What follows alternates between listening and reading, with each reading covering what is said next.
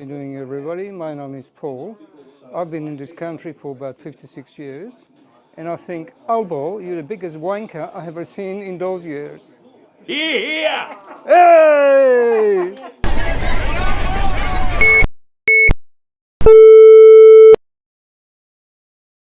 Do something bad to us, we are going to do things to you that have never been done before.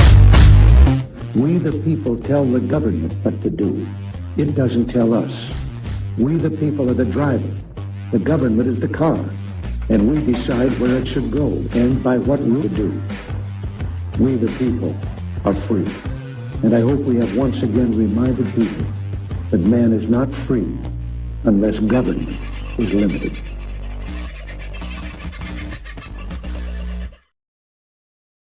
Oh, hello, beautiful people. How are ya? Back in the bus, surrounded by a couple of dogs who appear to be reasonably happy to see me, and one will probably start moaning at me at some stage in the near future.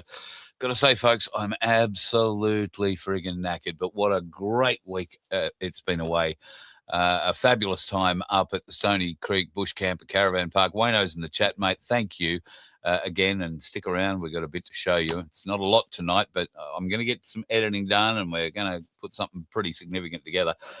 What I can tell you, folks, is that you are going to see things out of slot cars that you never would think possible, and we're going to discover something new together about Tim and his hydrogen generation. Some very interesting things, actually. So stick around for that. But first of all, I guess we should talk about the only bit of serious news that I know about today is something I picked up on early this morning. I haven't really been on other news channels all day. The flight home started so well. What can I say? Jetstar.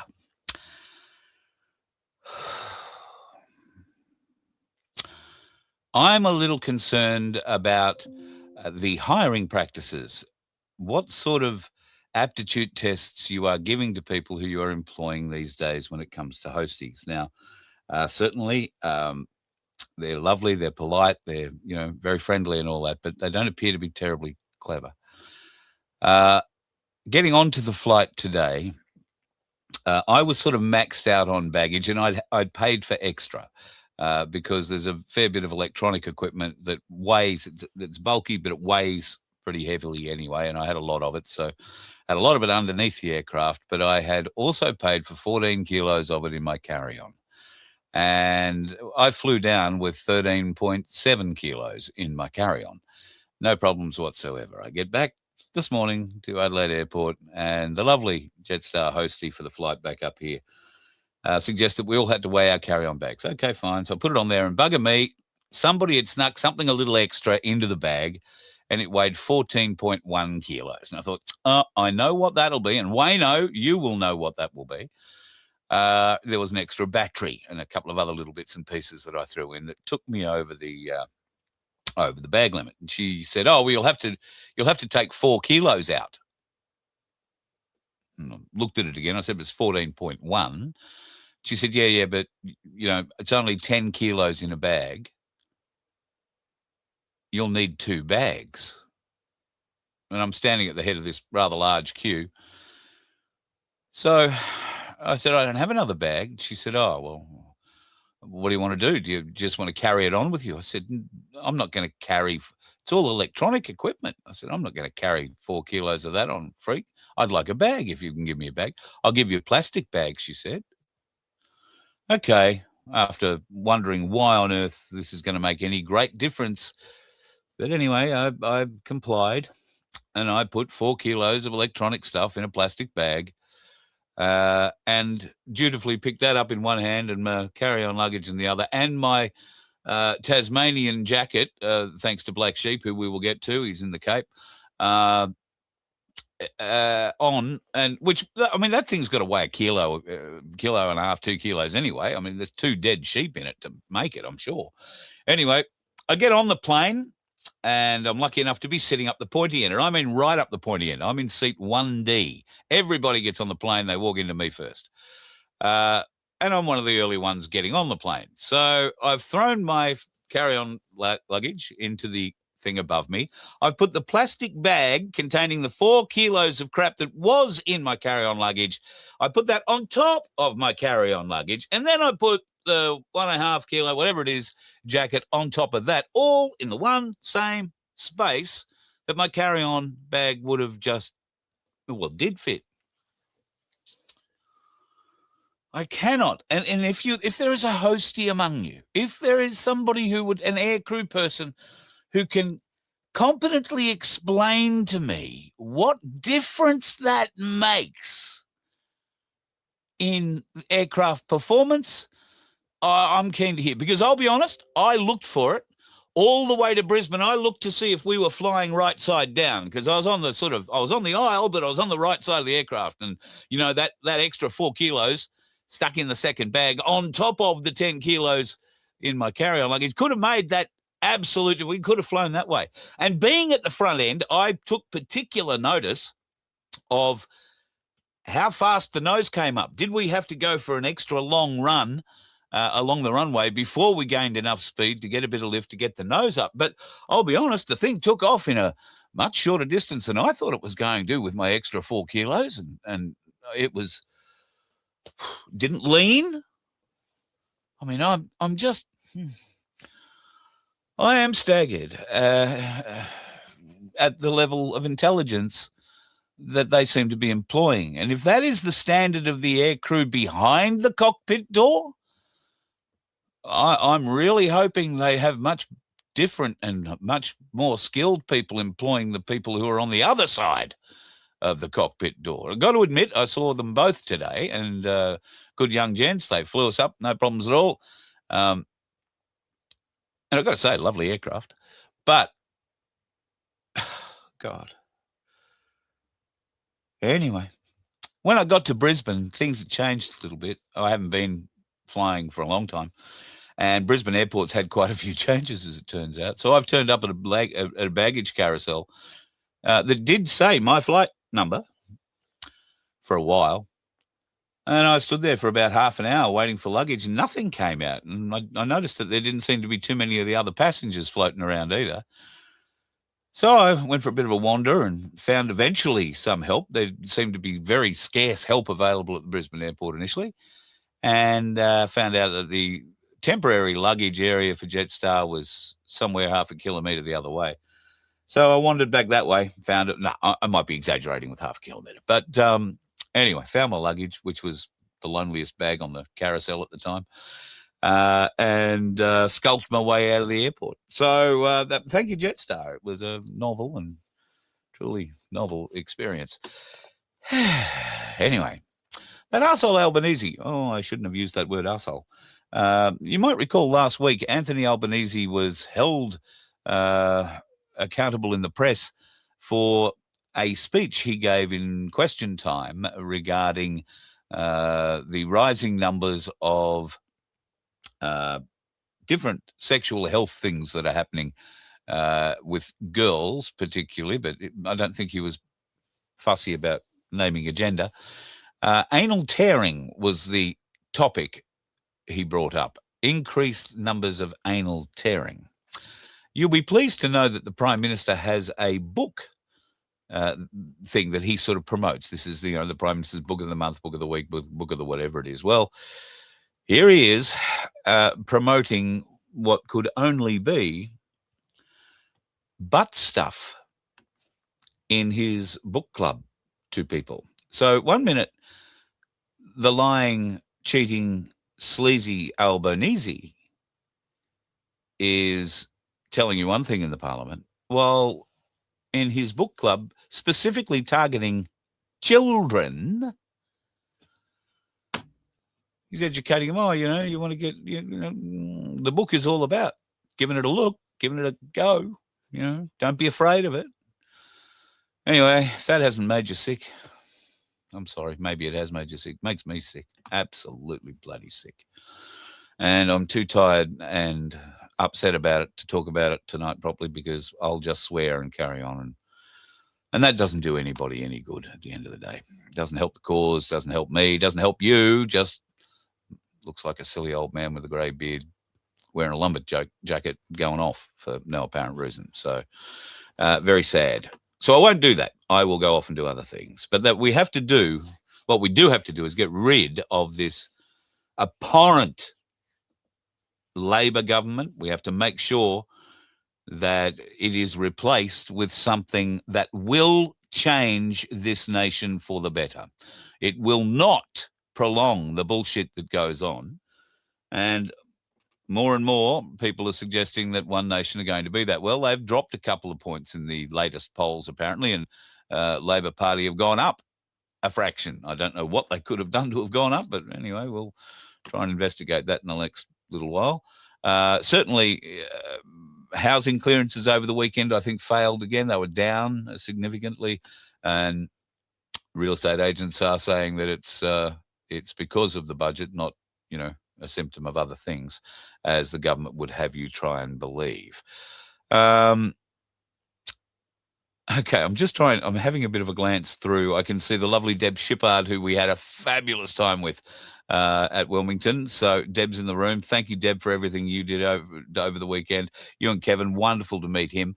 And I can't wait. I made the offer, folks, so look out. There might be a bit of content coming from Kimber. If you've got no idea where Kimber is, think of the centre of Australia as you drive over to Perth. It's about halfway. In fact, it is halfway. And big fuel stop, large galah. Or maybe it's big galah and large fuel stop. Whichever way. They have a property there. There will be headers. There will be chaser bins required to be towed by tractors. I could do the Clarkson's farm thing, and I've got to say it appeals. I'm not saying that Kevin is at all enamoured with the idea, and Deb seemed a bit sceptical, if I'm honest, but the offer is there. It's the best I can give. Hello, Sandy. I hope things are going well in the donkey sanctuary for you. Things went very well. It was almost as cold in Adelaide as is your place when I come to stay, just between you, me, and the gate post. Almost. But thankfully, just like the bed at your place, the beds I stayed in were absolutely spectacular. I don't think I mentioned them at all over the weekend. I don't think Vince did either publicly. We both commented at the quality of the rooms that we had at Stony Creek. The shower, absolutely stunning. It would give you a massage and hot. The bed, spectacular. And there was a reverse cycle air conditioner in there. So if I was cold, I could pump on the heat for a little while. For a long while. And stay warm. So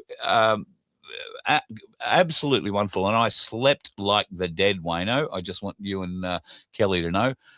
Can't thank you enough. Wonderful accommodations. Had a little bar fridge in there and tea and coffee making facilities. So if you need somewhere to stop, if you're heading north or south up through the York Peninsula, folks, then couldn't recommend the Stony Creek Bush Caravan and Camping Facility to you highly enough. And while you're there, you might ask Wayno.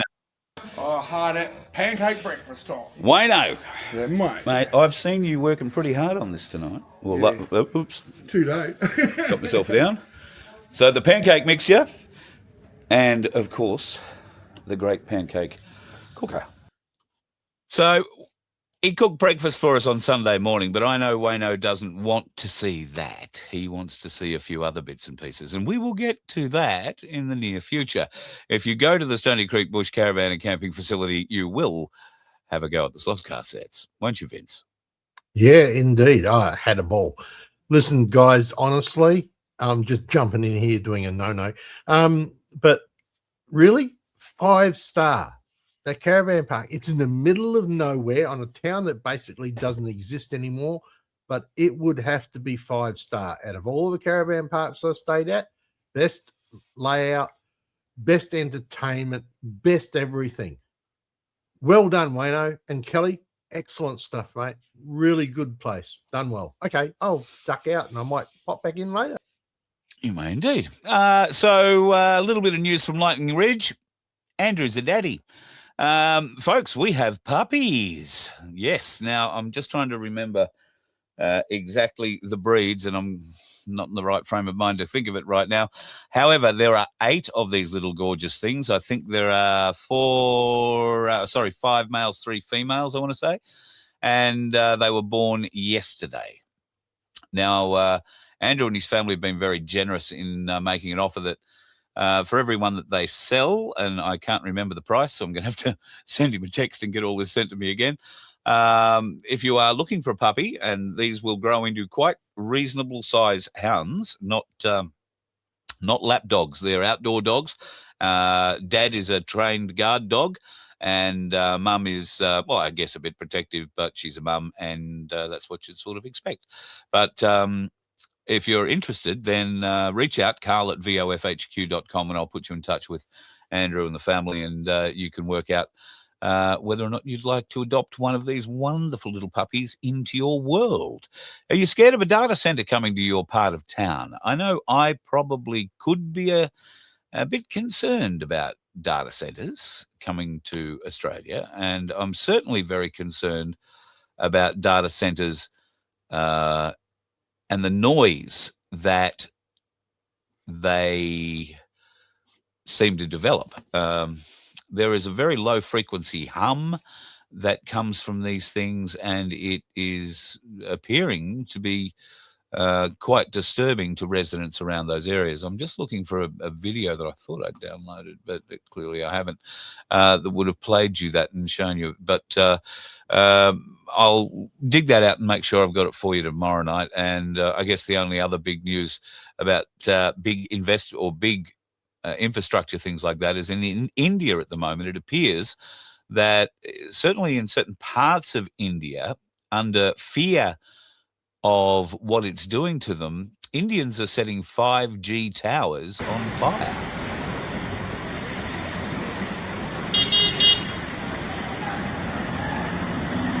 Well, that does appear to be it. Somebody does seem to be excited about it, so good luck to them. Keep an eye out. Might be happening in a town and a place near you soon. God love you all. All right, let's get back to the weekend, because there's a few things I want to show you. There is a wonderful man named Tim Dwyer. I was so looking forward to catching up with Tim and his lovely wife, Corinne. And he came up not for constitutional chats and all that kind of thing, but he came up to show a few farmers his H2 system and the savings that can be made by employing it into your engine. However, he does have a mischievous side, does our Mr. Dwyer, and he decided that he'd put on a little bit of a show for folks using a freezer bag, a small hose, and his system. Well, hydrogen's tightening up. We're getting there. All right. So.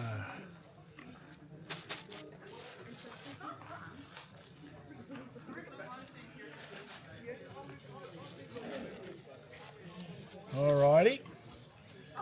All right, fire in the hole. Get ready for the loud boomer.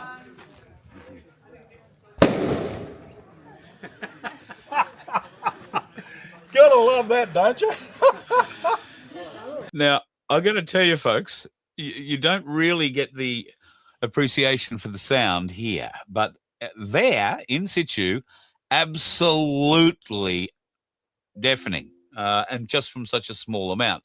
Goes to show what sort of power is in there. Now, I said to Tim after I'd filmed that I said, I even got the flame. And he said, what?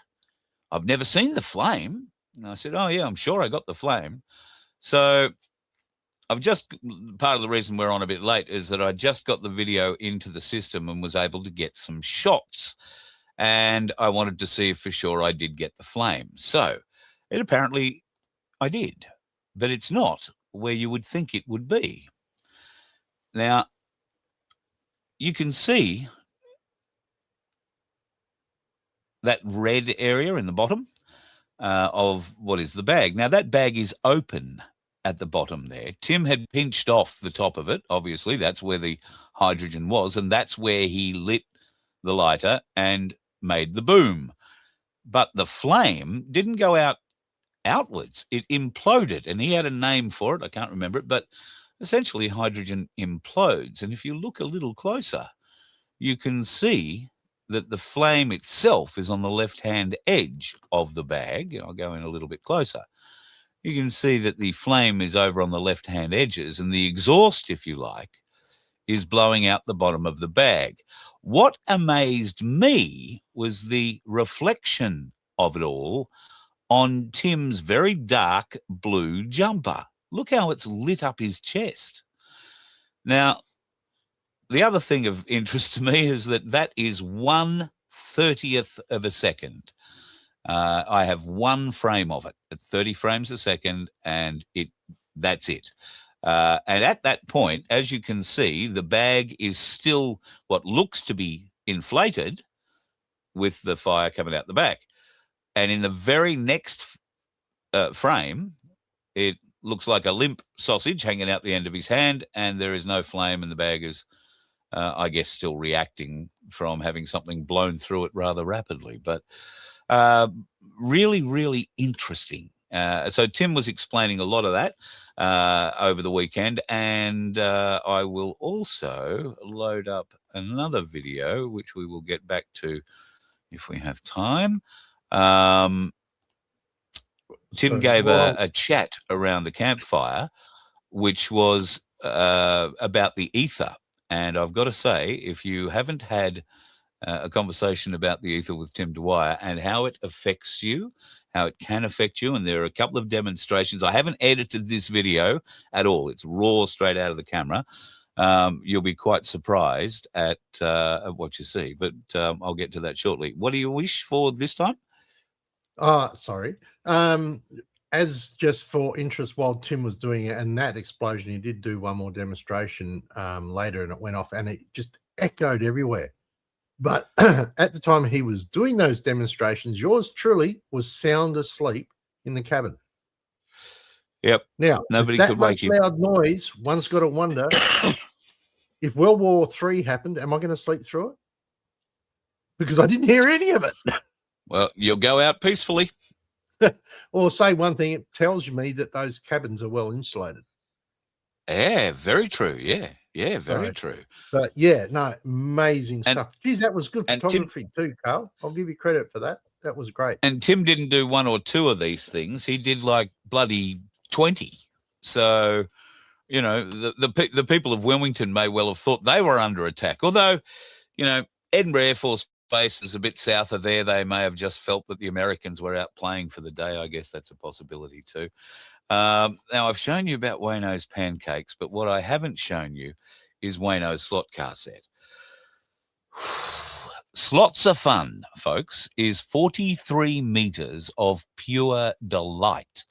I didn't know that for a bloke my age, I would have such interest in slot cars, but this is racing. I remember slot cars being cars go on a track, you get your own single track. There's no real racing and no competitiveness. It's just you're on your same track the whole way around.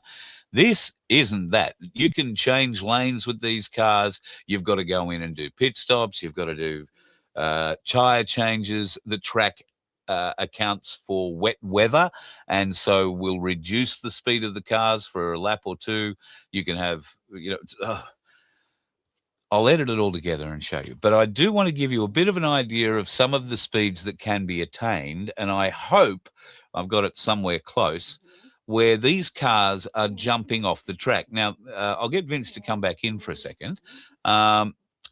We were talking about this while we were trying to film it, and we've set a number of cameras up around this, so I've got to edit it all together yet. I'm just showing you one camera. But we were watching these cars come over a bridge, and they were leaving the track, jumping. And to our eye, it sort of looked like they were nose heavy, and it was like the front wheels were still on the track, so to speak, or very close to them. And it was more just the tails of the cars lifting. That's what it will look like a little bit here in this video. But I can assure you from other angles that we have, that ain't the case, and you will be very surprised at some of this. Just watch.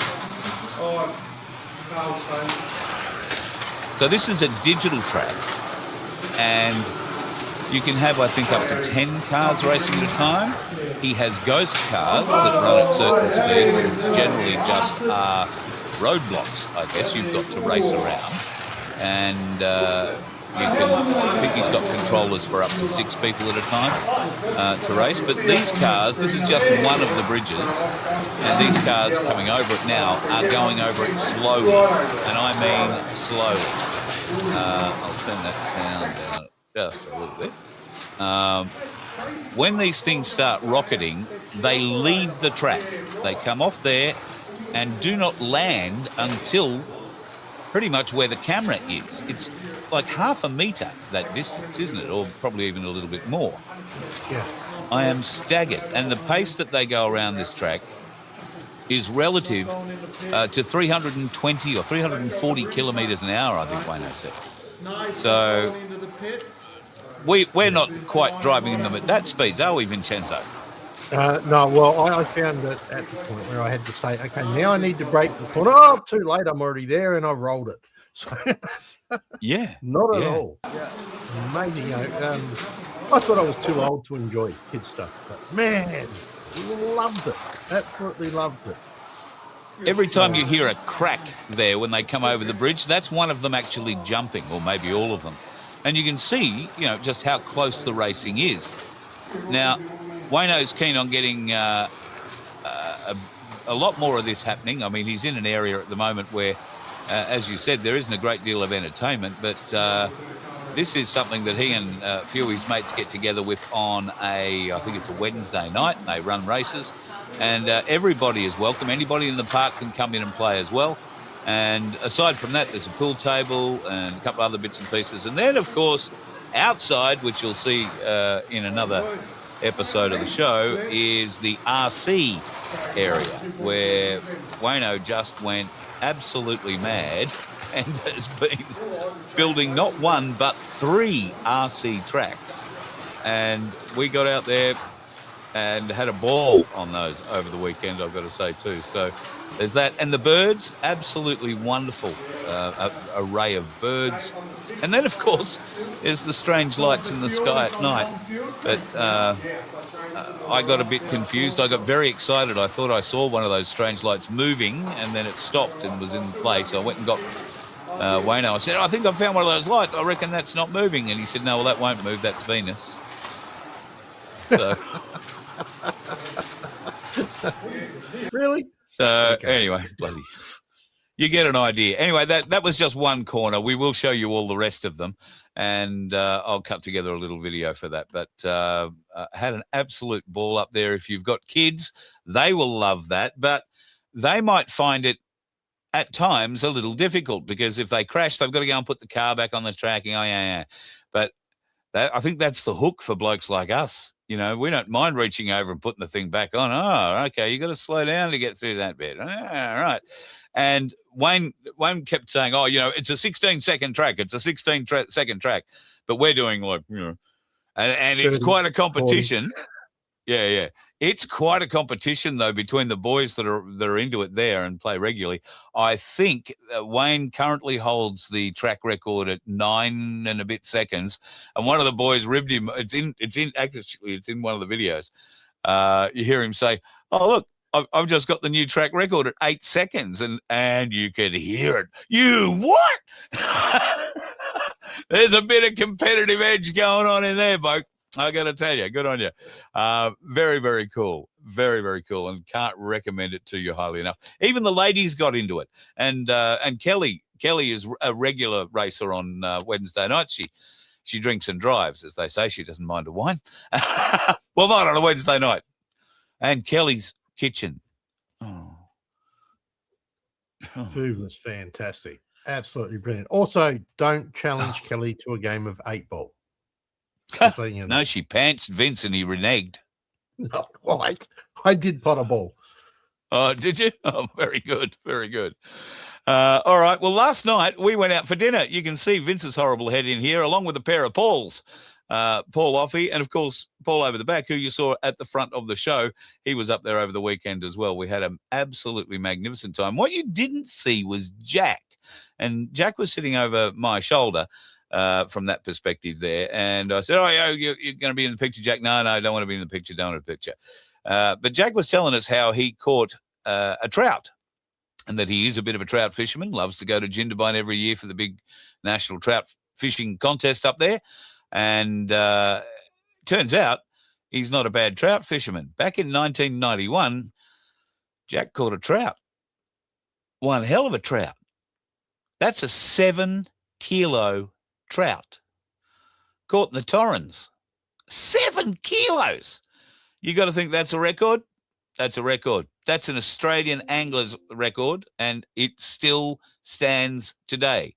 It is also, being an Australian record, it is the South Australian record, still held by Jack today. And then, of course, he made the paper, so he was a bloody legend, and now he doesn't want to see his face on television anymore. So the fish, well, the fish didn't get away. There's the fish. He managed to keep the fish. That is a 7-kilo trout. I didn't know that trout could grow that big. Seriously. But Jack, thank you. Thank you, mate, for coming out for dinner last night. Thank you to Paul Offey, who got on the bike on a very, very cold and wet Adelaide night to come and meet up with me and have dinner. It was great to catch up with you, mate. And even though you do look like Ned Kelly these days, outside, I'm sure when you're riding the bike, that whisker does tend to keep you warm. So love your work. It was a big effort. He doesn't live in and around where we were. He had to come quite some way to see me. So thank you for that. And to the other Paul, thank you for being the star opener for the show, mate. And it was lovely to see you up at Wilmington over the weekend, where we did have an absolute ball again. So one of the other things that happened up there was Tim. I've got it loaded. Look, Tim gave a very interesting chat, and this is, like I say, completely unedited. I'm not even sure how long it runs. I'll pull it out after, I think, the first example. Tim talks about the ether. Now, many people have differing ideas and maybe some differing thoughts on what the ether is. But if you watch this demonstration, you might consider tapping into the ether, and tapping is the key. You might consider tapping into the ether and asking it a few questions. Here, that's not working. You right? No. The government of the day. 99%. Okay, there's one, but we have of figuring out what. We've had a discussion with Carl, and I have this little process of, and I've done this with a lot of people, of figuring out what percentage of the Australian population are angry with the government of the day. 99%. Okay, there's one, but we have to get a better way than just my opinion or your opinion, right? Now, has anybody ever heard of the ether? It's out there on the ether, right? The ether has the knowledge, it carries everything, right? Now, I want to ask somebody who I've never had the conversation with if they would like to be my volunteer guinea pig for this, right? And what I'm going to do is I'm going to ask you some questions, and you're just going to stand there and you ask yourself the same question I asked you, and your body will either sway backwards or forwards. Backwards, I'm not going to touch you, no one's going to touch you. You're just going to stand there and your body will respond. So, who's the volunteer? Oh, come on. Somebody has to do it, or this falls really flat. Yeah. I'll do it, Tim. All right. Okay, now, stand there, right? You're not too hot near the fire? No, it's not. Right, okay. Now, what we want to do, first thing we want to do is tune you in to the ether. Right. So what I want you to do is just tapping on, Yep. now, and all I want you to say is, I now tune my body and mind into the knowledge of the ether. I now tune my body into the knowledge of the ether. I now tune my body and mind into the knowledge of the ether. I now tune my body and mind into the ether. I now tune my body and mind into the knowledge of the ether. I now tune my mind and body into the knowledge of the ether. Okay, take a big breath. All right, now, I want you to ask the question. I want you to say exactly what I say, right? I'm asking the ether, is the percentage of the Australian population that is angry with the government above 50%? Do that. I'm asking the ether if the population of the Australian population is unhappy with the government. Is it above Is 50? that above 50%? What happened then? Okay, so what happened? Yeah. Where did you fall back? I went backwards a You- little bit you first. went backwards first, okay. All right, tuning in. So, is it above 50%? Is it above 50%? I feel strange, something's not right. Yeah, something's not right, right? No, So, did you get a forward movement or a backward very movement? slight forward one. Slight forward, right? Now, those of you who are watching from the side will be able to see the backwards or forwards movement. Is it above 60%? Is it above 60%? I went back a little bit. You went back a little bit, right? Okay, this is interesting because most people come forward, right? Okay, But I'm so old. yeah, I know. Okay, so we're going to retune, right? We're going to retune, Okay. right? Shall we I, turn the thing? yep. I now retune my body and my mind I now retune my body and my mind into the knowledge and the power of the ether. to the knowledge and the power of the ether. I now retune my body and my mind I now retune my body and mind into the knowledge of the ether. into the knowledge of the ether. Take a big breath. All right, now I want you to say my name is based on the name on your birth certificate. So whatever's on your birth certificate, right? So I want you to state that. My name is Ian MacDonald. Forward movement, A little bit of a wobble. a bit of a wobble, Yeah. okay. All right, say my name is Ian John Smith. My name is Ian John Smith. There's a backwards movement, okay. So it's not Ian John Smith, No, right? It's Ian MacDonald, that's right. right? Okay, I'm now asking the ether, is the percentage of Australian people that are angry with the government above 50%? I'm now asking the ether if the population of the Australian government is more than 50. If the population of the Australian people that are angry with the government is above 50%. That's a yes, That was a yes, yeah. right? Is it above 60%? Ask the question. Is it above 60%? There's another That yes, was a little bit of a yes, yeah. right? Is it above 70%? Is it above 70%? No, that was backwards. That was backwards, okay. Is it 65%? Is it 65%? Yeah. Okay, is it above 65%? Is it above 65%? No, that's backwards. Okay, so we're at 65%. Now, you and I haven't had this conversation, have we? No, No, no, that's strange. right? Now we can do this with any aspect of what's going on, right? Right, We can do it with what's actually happening in the past or the present, but we can't tell the future, right? right, yeah. Because it hasn't happened. The ether hasn't been there yet, right? Sorry? Settle down, Pat. Yeah, that's right. Yeah, he's responding to, right?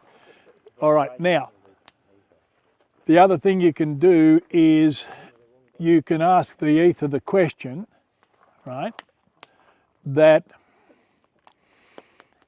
is Anthony Albanese the true name of our Prime Minister? Ask that. I wish to ask the ether if Anthony Albanese Is the true name? of our Prime Minister.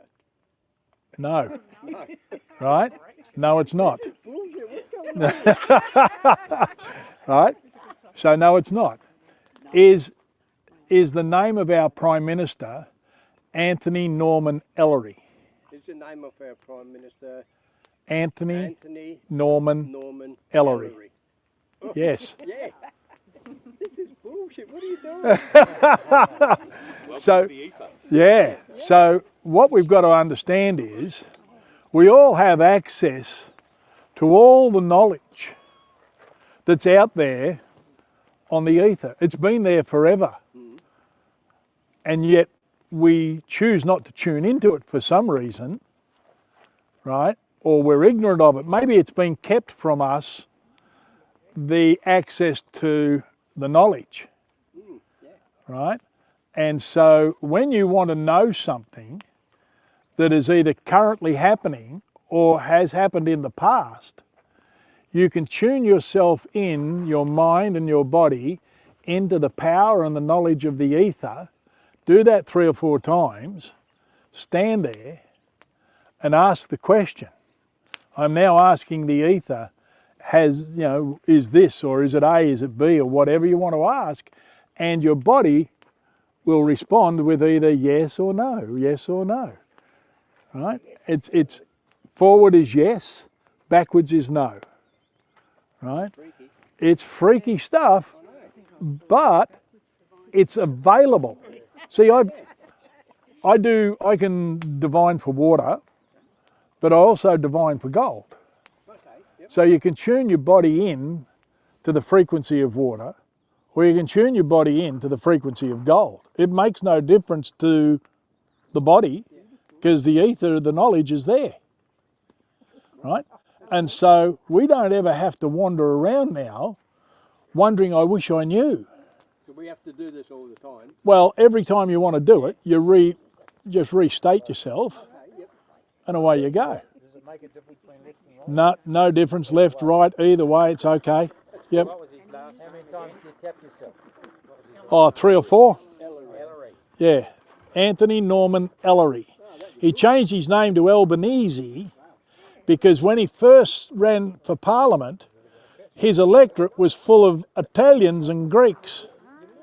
And so he changed his name to the name of his supposed father, Albanese, who was a porter on the boat when his mother fell pregnant. But when you look at Anthony Norman Ellery, he looks nothing like his father, but he's a dead ringer for his uncle. 100% true. 100% true. Just saying. So, yeah. Very interesting chat. And I did see one of the comments just got flicked up there about some Bowen therapists. I think Wayno put up. Grace was one of those Bowen therapists. And I think if I kept playing, I don't know if she's in this file. I don't think she is. She tried this with Tim a little later on and did another session, and I have that filmed, so I might play that one tomorrow night. But I didn't film one of her Bowen therapies, even the one that she gave me, brief as it was, on the Saturday night when we were at the band, and she was certainly enjoying the band. So an absolutely brilliant time.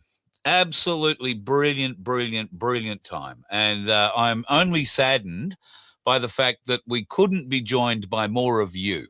It would have been, it would have been a bigger party, but no less enjoyable. And I don't know how we could have had more fun. It just would have been more of us having it. That's all.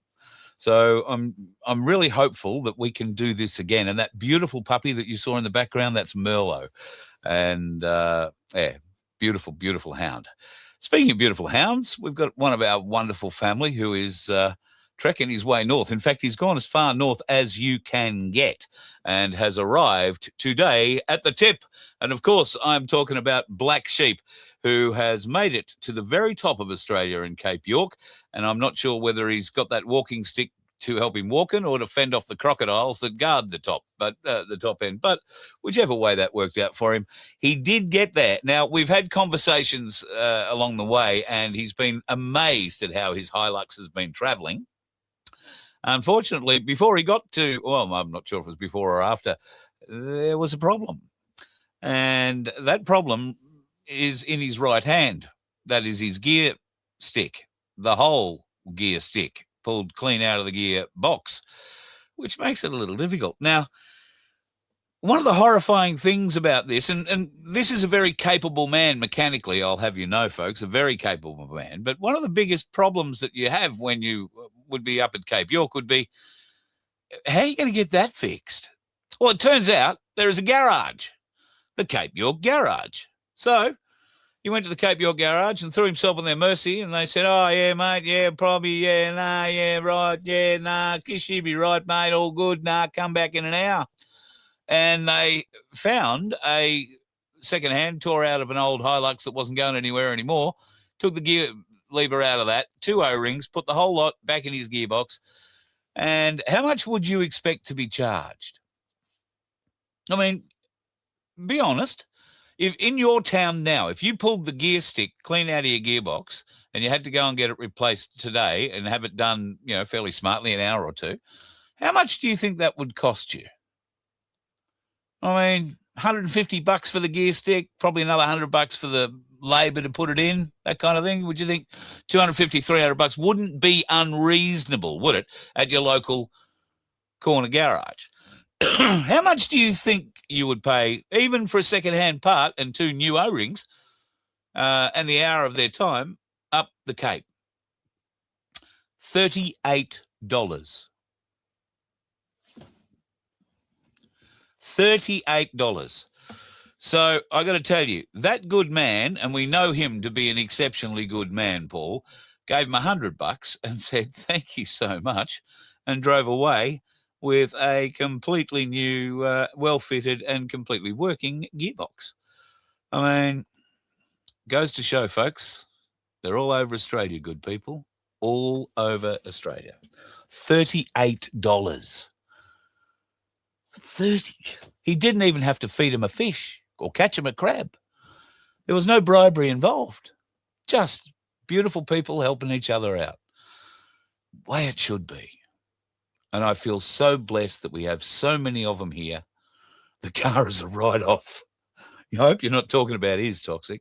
I feel so blessed that many of these wonderful people are part of our family, and more of them are joining every day. We've picked up, in fact, quite a number of new subscribers in the last week or so. So thank you for those coming on board. If you haven't joined us in any of the chats so far, please come and join the chat family.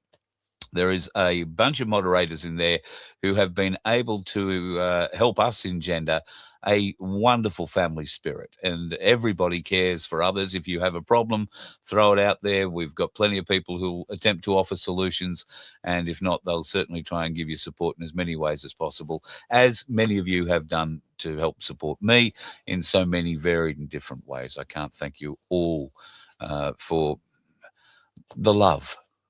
I mean, it was wonderful this last few days. Just to be surrounded by like-minded people who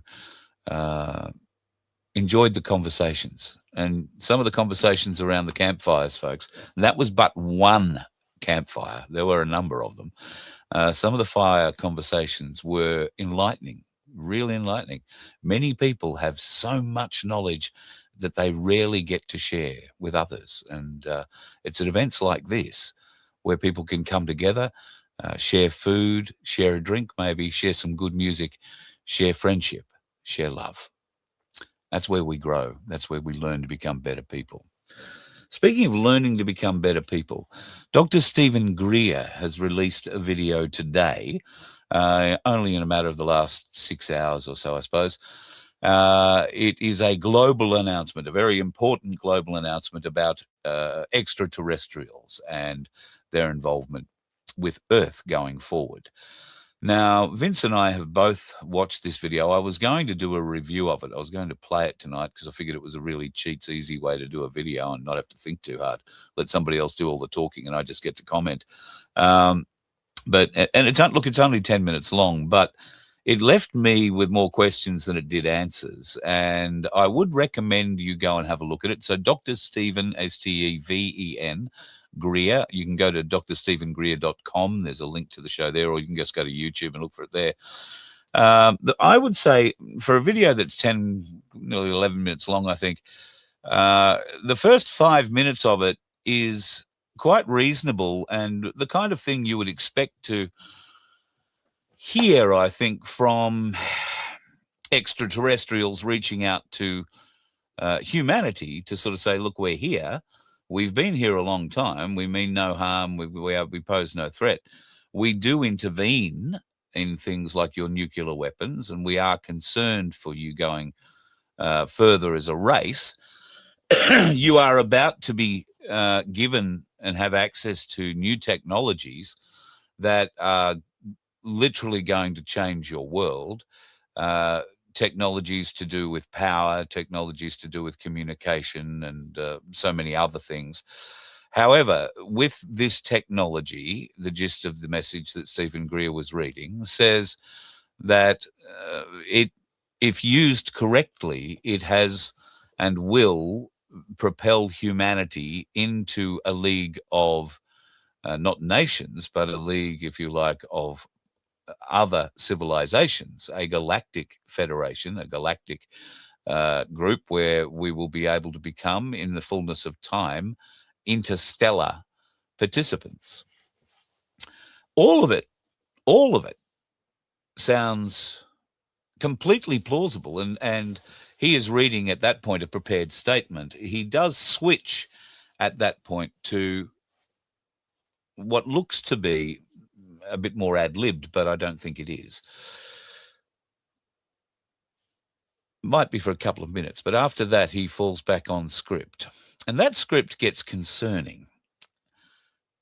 There's no evidence. He offers no video, he offers no audio, he offers nothing other than his very stony and flat-paced read of the galactic message being put out and the warnings put forward to humanity. The warning that is put to humanity is use this for good. It will be the best for humanity. It will propel us into what is ahead for our futures. If, though, a nation chooses to use this technology and create weapons with it, then the demand that the Galactic Federation or whatever, this group of ETs are making of the Earth is that every other nation rises up against the nation that would turn this technology into weapons, because to turn this technology into weapons is to end our species. So the technology we are about to get access to, according to Greer, is mind-blowing at the positive scale and species ending on the flip side of that coin. Bear that in mind as we have these new revelations of technology going forward. Now, is that a reasonable thing to ask? Greer speaks of nations needing to put aside geopolitical concerns and think of a one world, a one humanity option, because that is how the Galactic Federation views us. It doesn't view us as individual nations. It views humanity as humanity, not, I guess, the same as we would view Klingons. Klingons are Klingons, aren't they? Vulcans are Vulcans. So humanity are humans. We don't decipher which country they come from. Nanu. Oh, really? Vulcan. Live long and prosper. Yeah. No, I was doing Mork from Orc. Nanu. Yeah, I know. You don't know Mork. Okay, it's all good, dog. You're a deaf dog. That's going to get painful. No. Right. No, I'm not suffocating the dog. Okay. That is a trigger, though. That does mean it's about time to go. So Mork from Orc or Spock from Vulcan, whichever way. Have a think about it. Should humanity be considering itself on a galactic scale? And what differences would you be prepared to have in your life so that were the case? Because to me, we would need to operate at certain levels, certainly as a one world government for that to happen, because we would have to have galactic representatives. Now, we can't trust the representatives we elect now, for God's sake. So how would humanity in its enlightened stage at this time, regardless of what technology we're about to have given to us, how can we be trusted at this stage of our development to elect anyone to represent us at a galactic level. Who would you trust? Pauline? Hi, I'm telling you.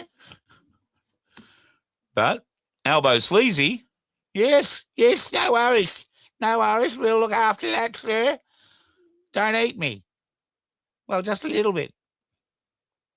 But I don't know. I think we're in for a weird time ahead. But go and have a look at Dr. Stephen Greer's video, because the last 3 minutes of it, he's essentially asking for you and anybody you might know who's had any kind of actual knowledge of any of the stuff that he has spoken about for the previous 6 minutes to come forward with the proof, because they have none. Stephen Greer has just finished the Disclosure Project, which has been held in Washington for the last week. That is congressmen and senators, the intelligence community, and the military coming together for briefings about UAPs, UFOs, and all such things. And supposedly we are going to see a bit more released video-wise, not too distant future. Greer looks like a tired man. He looks like he's been beaten down because what was meant to be full disclosure by the US government has turned out to be nothing of the sort. And it's been stymied, as you'll hear in Greer's report, by those forces that have been keeping it quiet from us for 70-odd years. So it's worthwhile going to have a bit of a look at that one. Anyway, I'm absolutely knackered. I've got so much editing I've got to get off and get done. Hopefully we'll have a little bit more of the slots tomorrow night and a few other things. I'll see if I can't rustle up Tim's other ether demonstration. And there's one or two other chats that I recorded I might put up for you as well. But that and more tomorrow evening. Now, last night I may have spoken and got you a tad confused about this. I was talking about, if you have a hidden phone and you rely on a hidden phone, then it is likely to go off on July 27th. Not, I think I said 21st maybe last night. Thank you to Margaret Reynolds for letting me know about that. It is a national test. It'll happen at 2:00 in the afternoon on the 27th of July. Now, if you rely on a hidden phone to keep you safe, please make sure that that's turned off or away, or because it doesn't matter if you've got it on silent. All your silent settings will not matter. These emergency messages and whatnot will come through, and you will hear the alert tone, which will be quite jarring, I'm led to believe. So bear that in mind. Thank you, Wayno. Yes, watching out for the dickheads in the sky, particularly the ones that aren't Venus. Oh, boy. Yes, just a tad embarrassing on that one, but oh, well, you can't have everything, can you? All right, folks, going to love you and leave you. Thank you to Vince for, supplying the vehicle to get me around, picking me up and dropping me off in Adelaide. Thank you to everybody who turned up, said hi, and generally caught up over the weekend. We had an absolute ball. We made so many more new friends. And I've got to say, South Australia, I'd never been that far north out of Adelaide. And there are some truly beautiful little places. Melrose, Clare, a couple of others. Gawler is a lovely place. Just beautiful little stop-offs. But if you've got a caravan, or if you've got a tent, or if you've just got a rooftop tent on your Hilux, then Wilmington, the Stony Creek Bush Caravan and Camping Park, go in and check it out. Wayno and Kel, only during every other time of the year except summer, he tells me. We were quite shocked about that. But apparently the temperature up there during summer is not conducive to having a lovely time. So they shut down during summer and go south where it's a little cooler. Anyway, love to you all. Have yourself a lovely evening. Make sure tomorrow, if you are on the roads, avoid the dickheads like the plague. You let one ant stand up to us, then they all might stand up. Those puny little ants outnumber us 100 to 1. And if they ever figure that out, there goes our way of life. It's not about food. It's about keeping those ants in line. That's why we're going back. Does anybody else want to stay? Let's rock!